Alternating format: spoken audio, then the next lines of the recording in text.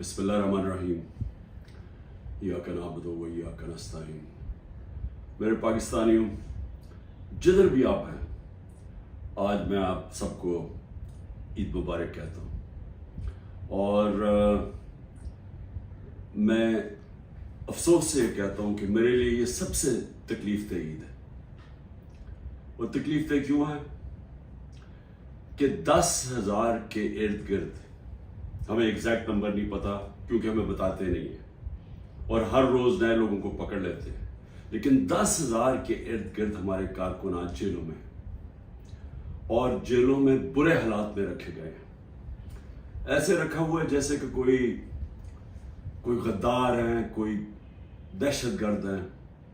ان کو پوری طرح کوشش کی جا رہی ہے کہ ان کو اتنا ان کے اوپر ظلم کریں یا ان کو ایسی بری حالات میں رکھیں کہ وہ مایوس ہو کے پارٹی چھوڑ دیں۔ ان کے جو گھر والے ہیں، بیوی بچے ہیں، ماں باپ ہیں، وہ آج عید پہ کیا کر رہے ہوں گے، کیا ان کے اوپر گزر رہی ہوگی، کیونکہ پتہ ہی نہیں ہے کہ کب باہر آنا ہے۔ ایک بیل سے ہوتی ہے، باہر نکلتے ہیں، پولیس پکڑ کے پھر سے لے جاتی ہے ان کو جیل میں، کوئی اور ان کے اوپر کیس بنا دیتی ہے۔ قانون کے نام کی چیز ہے کوئی نہیں۔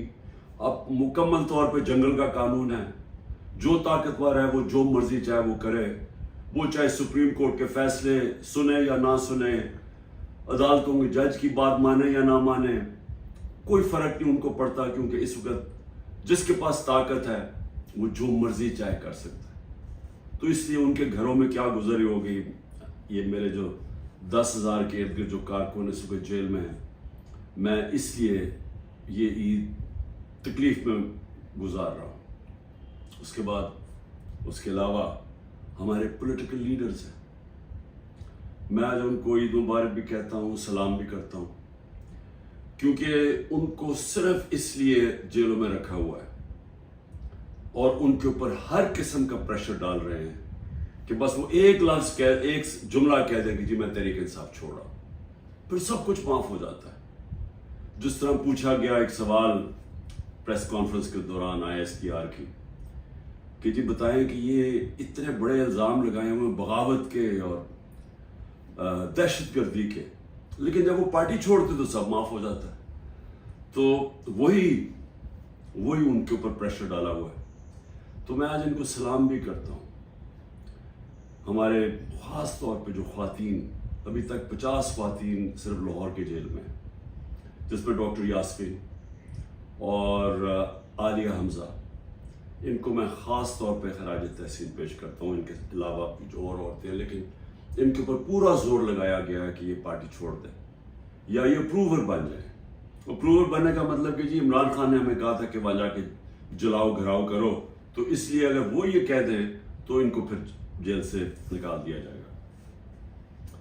اور باقی جو میرے اسٹالورٹس ہیں، جس میں شریعہ افریدی ہے، جو اس کے اوپر جو گزری ہے، ان کی بیوی کو اٹھایا ساتھ، پھر بیوی کو پکڑنے اور بچوں کے ساتھ پکڑنے کی کوشش کی، اور جن حالات میں رکھا، وہ جو ڈیتھ سیل ہوتا ہے اس کے اندر چھوٹے سے کمرے میں، توڑنے کے لیے اس کو علی محمد جتنا پریشر اس کے اوپر، بار بار اس کو پھر جیل میں لے آتے ہیں، اور یہاں میاں محمود رشید، اعجاز چودھری، عمر چیمہ کی بیوی کو پکڑ کے جیل میں ڈال دیا۔ اس کا کیا قصور ہوگا، صرف توڑنے کے لیے کہ کسی طرح یہ کہیں کہ ہم تحریک انصاف چھوڑ رہے ہیں۔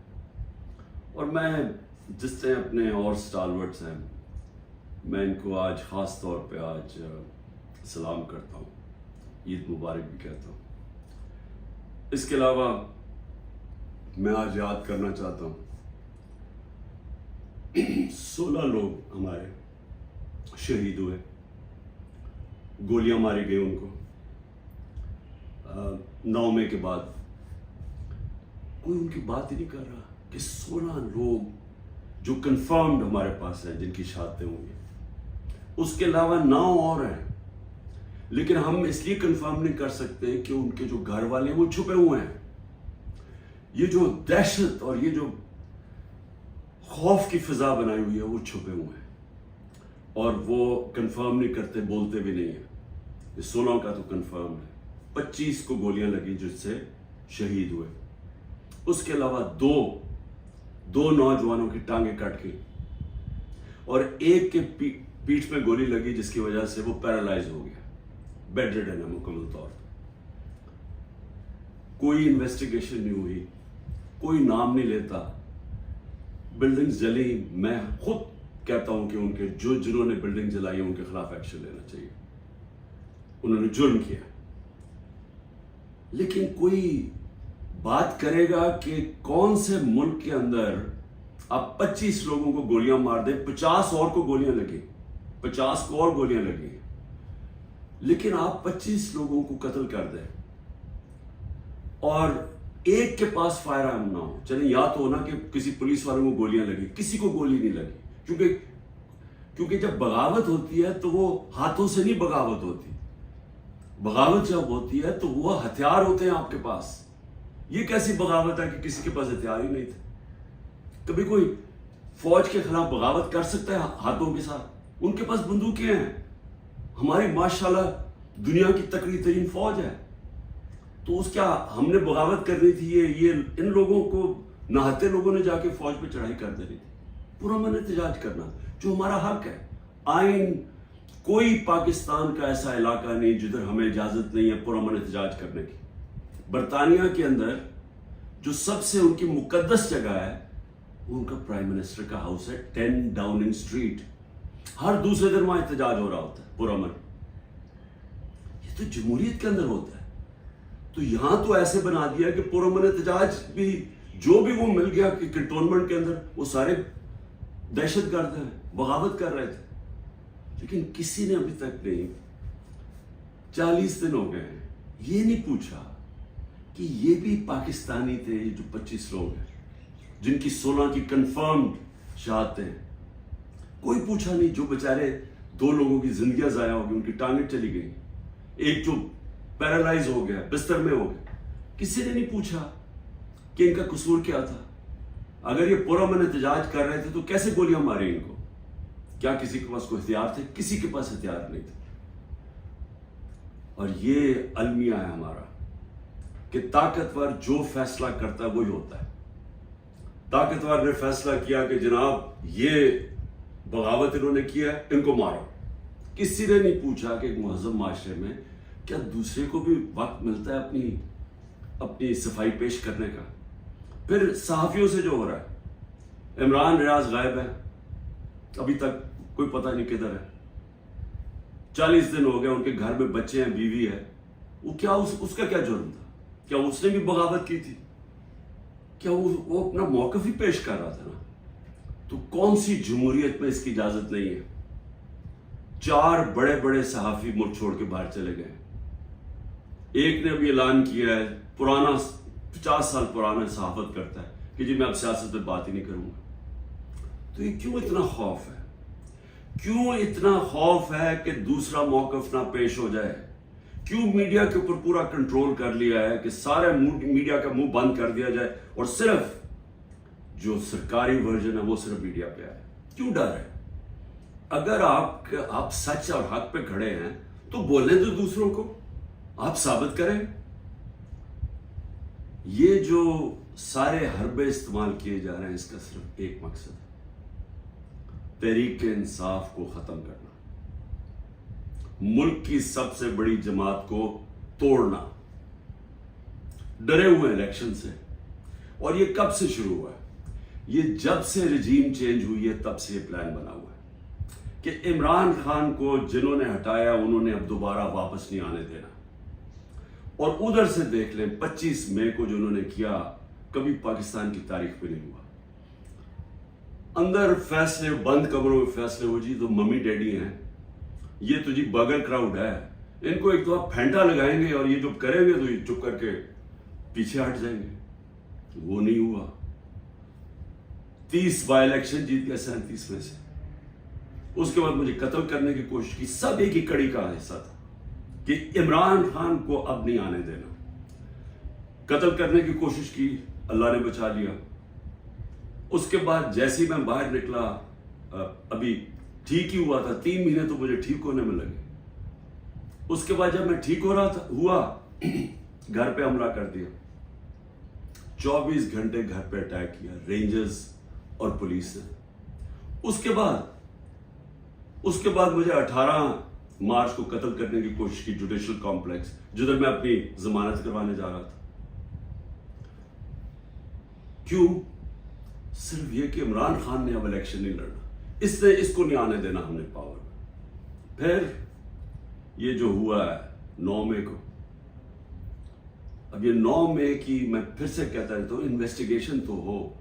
मैं ये कहता हूं कि चले मिलिट्री कोर्ट्स कर दें, चले इमरान खान को आप ये इन अदालतों में नहीं, मिलिट्री कोर्ट्स में गए, लेकिन उस मिलिट्री कोर्ट के अंदर मुझे मौका मिले, टेलीवाइज हो, सबको पता चले, मुझे अपना मौकफ पेश करने का वक्त दिया जाए। आप अपना मौकफ दे, मैं अपना मौकफ देता। क्योंकि क्या हम सच और हक चाहते हैं कि पाकिस्तान में ऐसी चीजें आगे से ना हो, या सिर्फ और सिर्फ मकसद ये है कि किसी ना किसी तरह तहरीक इंसाफ को खत्म करें? इस ईद के ऊपर जितनी मैंने पाकिस्तान में मायूसी देखी है, मैंने अपनी जिंदगी में नहीं देखी। और इसकी वजह क्या है? एक तो माशी हालात है। 14 महीने के अंदर 6% जब मुल्क बढ़ रहा था, उसकी दौलत में इजाफा हो रहा था, वो आके 0 पे आ गया। इंडस्ट्री बंद हो गया, बेरोजगारी है, 38% महंगाई है जो पाकिस्तान की तारीख में सबसे ज्यादा है। जब दुनिया के अंदर कीमतें 35% नीचे चले गए हैं, जो जिसकी वजह से हुई थी, जो तेल की कीमतें, कमोडिटी, घी, ये सब 35% नीचे चला गया। और हमारे मुल्क में तारीखी इन्फ्लेशन हम जब छोड़ के गए थे 12% थी। तो मायूसी है, तो माशी हालात ऐसे। लेकिन असल मायूसी की वजह क्या है कि दुबई में जो इस मुल्क के नामवर बड़े बड़े डाकू हैं, वो सारे मिलकर दुबई बैठे हुए हैं और फैसला कर रहे हैं पाकिस्तान के मुस्तकबिल का। ये है मायूसी। ये वो लोग हैं जिन्होंने 25 साल एक दूसरे की करप्शन कौम को बताई। ये 90 की दिहाई में 2 दफा करप्शन में गवर्नमेंट्स गई और एस्टेब्लिशमेंट ने इनको गिरवाया, क्योंकि इनकी ये करप्शन कर रहे थे। इनकी करप्शन के चर्चे पहली दफा है, सारे माल पता चला। फिर ये हुदैबा पेपर मिल के अंदर आया कि शरीफ खानदान कैसा पैसे मुल्क से बाहर निकाल रहे थे, दोनों मुल्क से पैसा चोरी करके बाहर लगा रहे थे, ये इल्जाम थे इन पे। उनको हटाया, जनरल मुशर्रफ आए, उन्होंने इनकी करप्शन बताई दुनिया को कि इन्होंने कैसे मुल्क को लूटा, और फिर एनआरओ दे दिया। 10 साल फिर लूटा इन्होंने। अब वो लोग आज बैठ के, जो मुझे लोगों ने वोट दी थी, इनसे तंग आके वो आज मुल्क के मुस्तकबिल का फैसला कर रहे हैं। ये है मायूसी। यही मुल्क की एस्टेब्लिशमेंट ने इनकी चोरियां बताई हैं। इन्होंने हमें, हमारे जैसे लोगों को बताया कि कौन से, ये जब फलाने मुल्क में गए तो वहां कौन सा जरदारी ने कॉन्ट्रैक्ट किया है। ये वो लोग हैं जिन्होंने पाकिस्तानी फौज को बदनाम किया मेमो गेट में और डॉन लीक्स में। ये वो लोग हैं जिनकी अरबों डॉलर बाहर पड़े हुए हैं। ये वो लोग हैं जिनके बाहर के अखबारों के अंदर इनके चर्चे हैं करप्शन के, किताबों के अंदर इनका बताया हुआ कि ये कैसे दोनों चोरी करते थे। ये आज सारे मिल के बैठ के मुल्क की मुस्तकबिल का फैसला कर रहे हैं। ये है मायूसी आज पाकिस्तान में।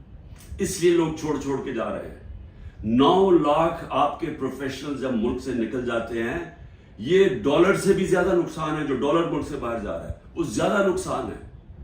पूछें, जब आपके मुल्क के अंदर क्वालिटी के लोग नहीं रहते, किधर से आप मुल्क चलाएंगे? जो अगर शौकत खानम बना पाकिस्तान में, तो किधर से आए थे? सारे पाकिस्तानी बाहर क्वालिफाइड लोग जिन्होंने आके शौकत खानम में काम किया था, 10% छोड़ के चले गए। और जब उनको रिप्लेस कैसे करेंगे? अगर यही सऊदी अरेबिया में या दुबई में बनता है एक कैंसर हॉस्पिटल, तो वो बाहर से लोगों को, फॉरेनर्स को लेके आते हैं, क्योंकि उनके मुल्क में एक्सपर्टीज नहीं है। हम वो खुशकिस्मत मुल्क है, हमारे पास हर किस्म के प्रोफेशनल बाहर बैठे हुए हैं। तो उनको पाकिस्तान लाना आसान नहीं होता। वो तब आते हैं जब उनको मुल्क पे इत्मीनान होता है। तो जो आज हालात हैं, ये अगर 10% शौकत खानम के कंसल्टेंट छोड़ के जा रहे हैं, ये हर जगह प्रोफेशनल्स, जो 9 लाख लोग जा रहे हैं, ये अंदाजा नहीं कितना बड़ा नुकसान हुआ है पाकिस्तान को, और होता जा रहा है।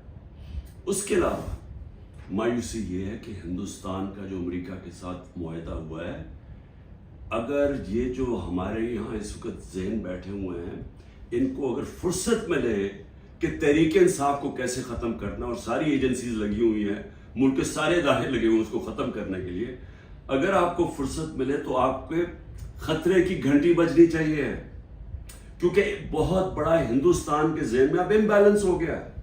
وہ ہمارے سے اپنے آپ کو بہت زیادہ طاقتور سمجھتے ہیں، اور اگر ہمارے ریزروز $4 ارب سے بھی کم ہیں تو ان کے کوئی 500-600 ارب ڈالرز کے ریزرو پڑے ہوئے ہیں.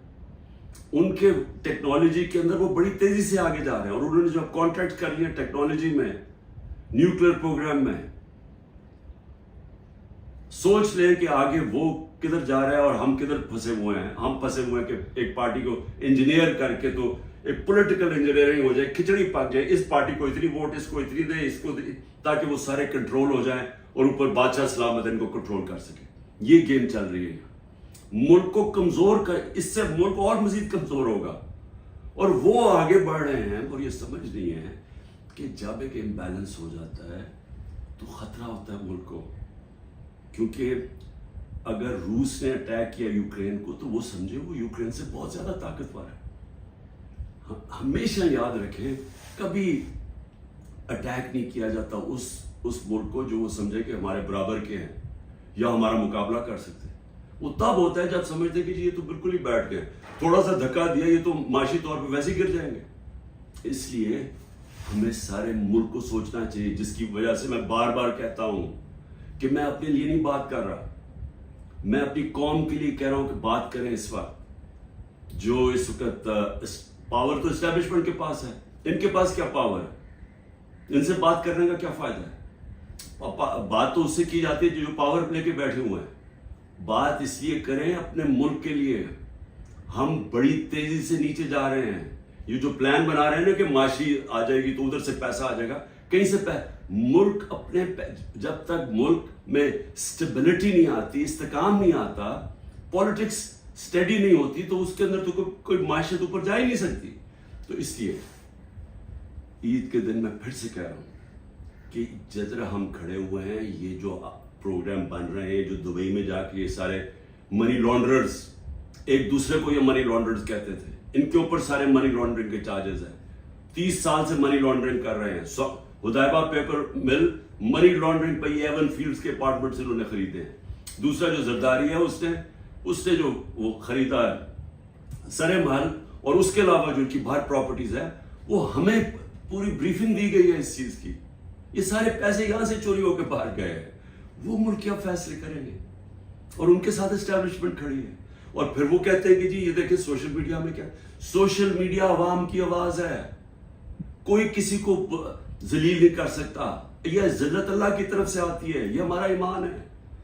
کتنی کوشش کی ہے عمران خان کو اور پی ٹی آئی کو ذلیل کرنے کی. ذرا کریں نا آج الیکشن. میں چیلنج کرتا ہوں کہ ساری ان کو امپائر ان کو دے دیں، الیکشن کروا دیں. کیوں ڈر رہے ہیں الیکشن سے؟ کیونکہ آپ جو مرضی کر لیں، جب عوام کے دلوں میں ایک نظریہ آ جاتا ہے، آئیڈیا آ جاتا ہے، آپ اس کو شکست نہیں دے سکتے. انگریزی کا محاورہ ہے no force can defeat an idea whose time has come. جب ایک نظریہ آ جاتا ہے اس کو آپ شکست نہیں دے سکتے.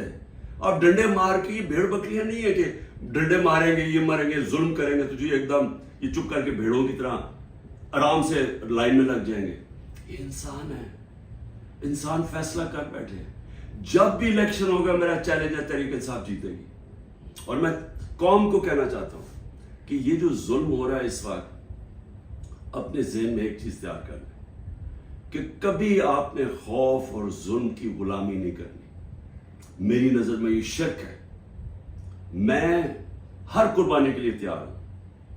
میں کبھی تسلیم نہیں کروں گا یہ جو پوری کھچڑی پک رہی ہے اور ہمیں سمجھ رہے ہیں کہ یہ خوف دلا کے، جیل میں ڈال کے، یا یہ جو میرے گھر والوں کے اوپر، بیوی کے اوپر، بہنوں کے اوپر، رشتہ داروں کے اوپر جو کر رہے ہیں، اگر ان کا خیال ہے کہ اس کی وجہ سے میں پیچھے ہٹ جاؤں گا یا ہاتھ کھڑے کر دوں گا، اس غلط، کیونکہ میں اس کو شرک سمجھتا ہوں.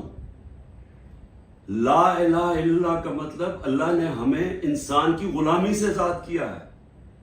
اللہ نے ہمیں اپنے ضمیر کے مطابق کہا کہ سٹینڈ لو، تو ہمیں کبھی یہ تسلیم نہیں کروں گا.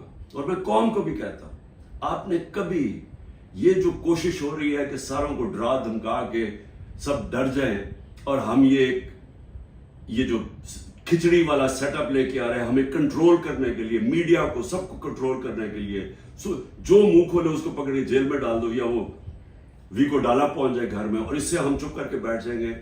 میں اپنی قوم کو کہنا چاہتا ہوں، آپ کو بھی، میں بھی تیار ہوں ہر قربانی کے لیے، آپ کو بھی تیار ہونا چاہیے. اگر آپ اس ملک کے مستقبل کو روشن دیکھنا چاہتے ہیں، غلاموں کی کوئی زندگی نہیں ہے. میری نظر میں غلامی سے بہتر موت ہے. پاکستان زندہ باد.